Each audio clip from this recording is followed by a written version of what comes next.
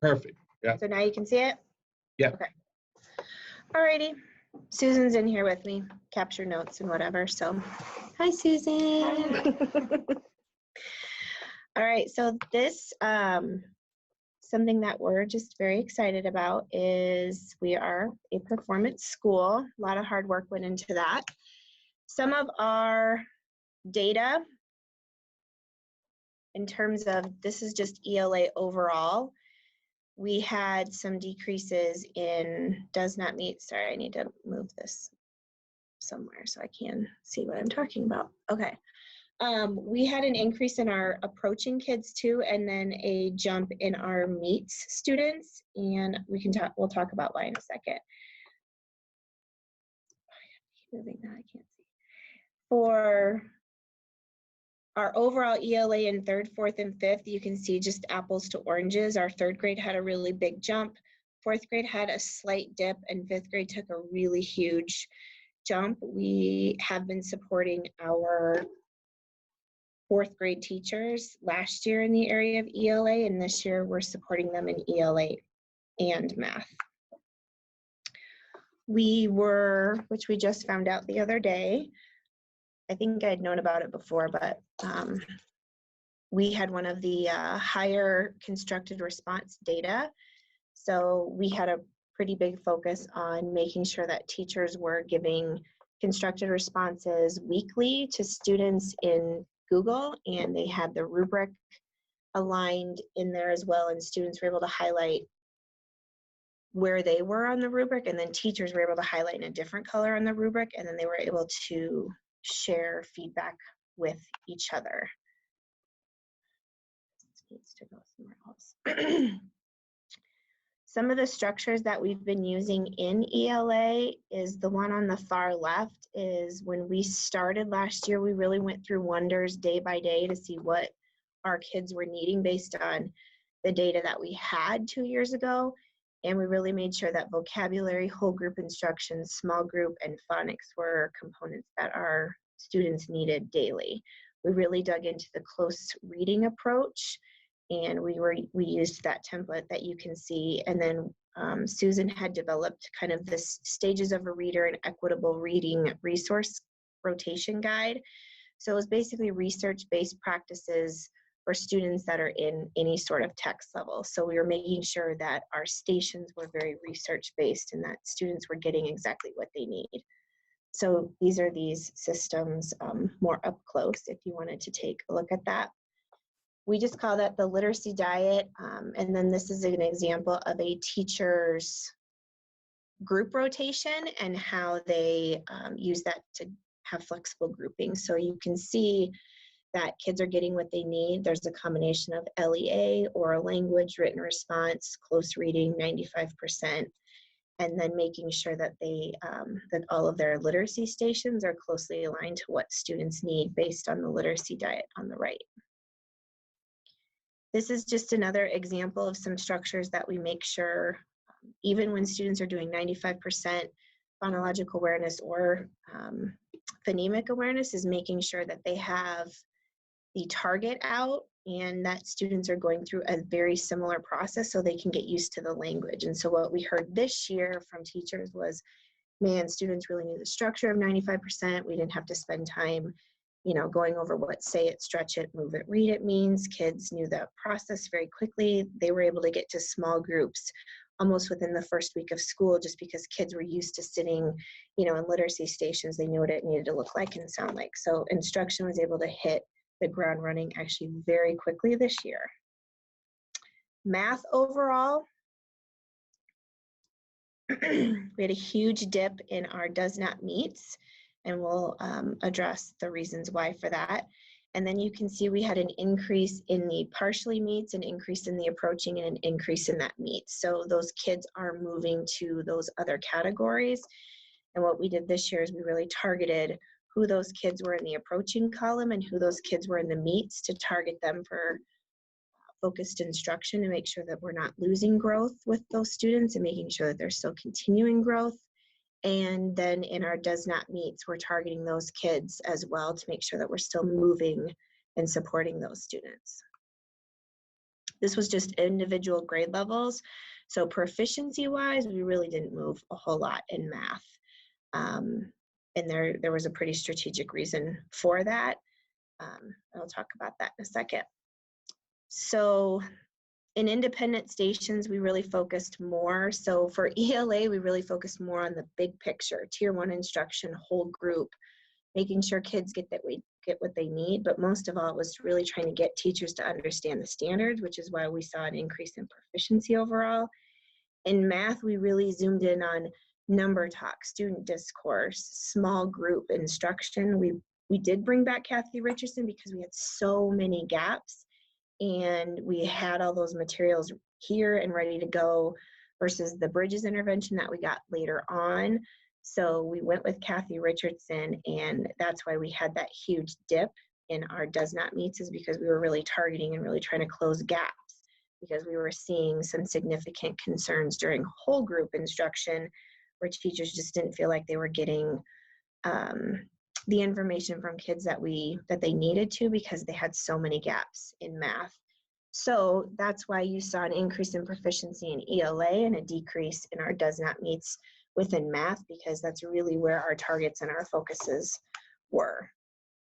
We do have a math planning process overall at Vaughn that we did kind of script out, and then our planning template, we revised it a little bit now. So that's where we are now, is we're trying to kind of flip that script where we're focusing on more of the standards in math, whole group instruction. What does that look like and sound like? What strategies are teachers modeling for kids and supporting kids with, while continuing the station work? And then in ELA, we're really zooming in on that independent practice piece to make sure that kids are practicing skills the right way, that are reading texts that are at their level, that are applying their 95% skills into independent stations.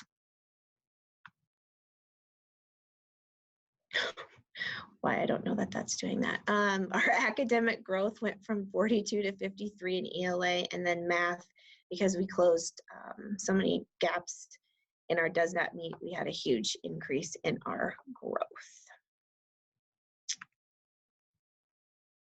And then this is individual grade level growth, which I think is important to see. Our 5th grade teachers, yes, are outperforming our 4th grade teachers. So while 4th grade had very little movement in proficiency, they did close a lot of gaps, which is why we saw growth in ELA and in math. So really overall, we try to keep our process simple here. We review and complete our assessments. We're always taking our interims, we're always taking the end of unit assessments as a administration team first, and then we bring that to our teachers. So we kind of know what the misconceptions were that teachers may have ahead of time. Then we do the analysis and the assessment during PLCs. We plan out those action steps. We maintain a focus on standards and supporting teachers with planning, and we're really focused on the how. So Susan's done a phenomenal job of making sure that anything that we want teachers to take on, we're always modeling what the how looks like for teachers. And then we also allow teachers to practice with each other. So we try to create the safe space where they're trying on new strategies, especially in the area of math that they're not comfortable with, because they're not comfortable with the math themselves. So if we can all practice together, show that we're all creating that, risk-free learning environment as a team, that really does support the teachers with trying on those strategies in the classroom. And then this year we were 5 times more intentional about targeting our interventions and supports for students who are on the cusp. So we literally went kid by kid last year at the end of last year in terms of MTSS. We color-coded kids who are green, yellow, red, who do we need to watch, who do we need to target for next year, and who do we just need to monitor to make sure they're not losing growth. We were fortunate enough to get an ELL interventionist, and so we targeted kids in CMAS in 3, 4, 5 who were ELL who didn't make any growth last year. So she does LEA and oral language groups with those students. Starla and her team got to see some of that work on Tuesday, and just able to see like the level of language is very impactful when fifth graders don't know what the word soap is, how impacted and important that work is to support them with their language development, especially in those CMAS grades. And then we also have a reading interventionist who, again, we went kid by kid, and we kind of came up with a process of how we're going to determine who comes into the groups, and we had determined a process of how we're going to move kids out of the group. So it's a fluid intervention group, so they're not stale throughout the entire school year. And so coming up in the next week, like we have a meeting with our interventionists when we come back after break to go kid by kid to see what growth that they've made, who needs to move out, and who do we need to move in based on first quarter data. Our 90-day plan is the same plan as the districts. I mean, I personally don't feel that our goal should be any different than the districts. We do need to increase our student achievement by 5% as measured by iReady, interims, and CMAS. I should have said in ELA and in math. And then the same for decreasing the percent of students in does not meet category by 5% in ELA and in math. So again, we're kind of shifting. So we did that last year. We increased achievement in ELA by 5%, and we decreased the number of students in does not meet in math. And now we want to make sure that we're consistently doing that in both ELA and math this year.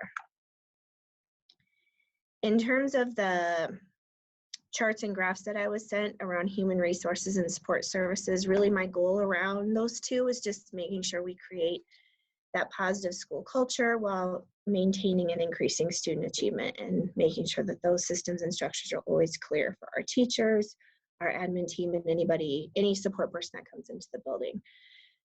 So I did want to clarify just a couple of things with those numbers that we were given. It said that we have about a 10.67 teacher experience. That's skewed a little bit because we have very veteran teachers in the building who've been teaching for 20 to 30 years. And then we have teachers in their second year of instruction. So it is skewed a little bit. One of the challenges is we do have a high percentage of students in that probationary category. And we make sure that those teachers are being coached, that we're in their rooms every week, that we're giving them really specific feedback to support their instruction. Some supports that we do have in place for our probationary staff, well, really all staff, is we do have weekly PLCs. Those are every Tuesday. Those are very sacred. We do not interrupt those at all. And Jen and I are in all of those meetings, being alongside teachers and showing that we're learners as well. We have coaching for every teacher in ELD. So if they do teach ELD, they have extended planning time during their STEM block. So during STEM 345 has 75 minutes, and K12 has 50-minute blocks. So those teachers during their STEM block get extended ELD planning time. And then we have teachers being coached in math or ELA based on their interim iReady or CMAS scores from last year. And then, as always, we're always doing observation feedback, and Susan and Jenna are always in and out of classrooms, just making sure that what we've been implementing is being followed through in the classroom. So if we expect it, we need to inspect it. We did have a 96% retention rate, which I'm pretty proud of. We only had 2 teachers transfer last year. One was moving, she fell in love and met the man of her dreams. So she moved to North Carolina, and the other one left the state as well. So nobody left because they were unhappy. So that's great, because having a teacher retention rate that high, you can really hit the ground running day one, and you don't have to really onboard anybody. That makes a huge difference to your school and your system and everything that you've put in place from last year. But we are trying to really track and monitor the work that we are doing. So if new staff do happen to come in, we kind of have this Vaughn nuts and bolts. So what are we about this year now? And we keep adding to this document. So if we do have anybody on board, this is kind of a go-to document of here are the things that we're going to have to make sure we go through with any new staff, just because we want to make sure that we are always maintaining and moving forward, not trying to go backwards. And then last year we had some really positive responses on that TLCC survey that were in the 100%. So we were pretty proud of that. Very proud that teachers felt that their professional development was impactful, that they were walking away from PLCs with concrete strategies or tools that they could take right into the classroom. So in terms of support that we need here, our tech teacher is actually new this year, and we did have a tech teacher in the past, and it just, it's my fault. It wasn't an area of focus for me, but our technology, it was in shambles. We had Chromebooks that were broken. Teachers had computers that had keys missing. So we've had to do a lot of backtracking in terms of technology. Kyle has really come in and started working with our teachers on a weekly basis. We have some brand new technology in the building that our teachers are learning about, TVs in classrooms. We have STEM, we have some Z spaces that are super cool for kids, and she got a new interactive board. Our kindergarten teachers have Bright Links, but there's still a lot of Chromebooks that we need to get out that aren't supported anymore, and we need, carts. So Kyle and Kevin actually are supporting us already with the implementation of trying to either maybe find some grants or some tech refresh money. So we're looking into that. So I appreciate Kyle and Kevin's support with that. In terms of instruction and curriculum, Melanie and Susan meet weekly. Their coaching and support is very strategic for certain teachers, and those are our fourth grade teachers, just due to that CMAS dip in proficiency for ELA and math. So we're very focused on that work. Anybody who comes into the building always sets up a meeting with me and make sure that we're really clear on what our goals are here, what kind of support we expect from them. And then they're always checking in. So I always make time to make sure that they know I'm available, or I'll sit with Melanie and Susan during their planning. I might sit in on a coaching and a feedback session. So just making sure that we have our hands kind of in all of that work. Then in terms of our classroom needs, I know I said this on Tuesday to Starla and her team, but our classroom libraries are pretty outdated. We have an entire reading resource room, but that's full of Mondo books. And so we really need to find some creative avenues for our teachers to boost their classroom library, but also boost reading, guided reading materials for students who are in the higher grades but have lower reading needs. So we're working with a company to try to find some of those texts. We also need some better decodable books for students when they're in 95% and then they go to their individual reading or their stations. We need them to do some application with that 95%. And so we need to find some creative avenues. So looking for some support and feedback around how to get more nonfiction, complex, rich text into our classrooms. So that is the end of my presentation. What questions do you have for me? So Jen, thank you. Can you hear me? I can. All right, so thank you for that. We, in our process is that we're going to go back and review all of the presentations as a team to make sure that we are capturing the specifics that you need, and those specific areas of focus that you've highlighted. Those individuals will be reaching out to you in order to make sure that they are going to be able to meet the needs that you have and be on the same page about, here's what we heard, let's make sure that that's clear, and then how do you want us to then move forward in supporting you in your work. The next time we come back together in this process is an opportunity for you to tell us what's been the impact of our work to support you, right? And any additional supports that you may need. It's our opportunity to touch bases and then push forward from there. So thank you for this. This is a different way of doing business, and we're going to continue with this so that I don't have to pull you all out of buildings and have you spend your time trying to get here, spend time with us. This is a new way that we're going to be approaching our support. So thank you. Thank you.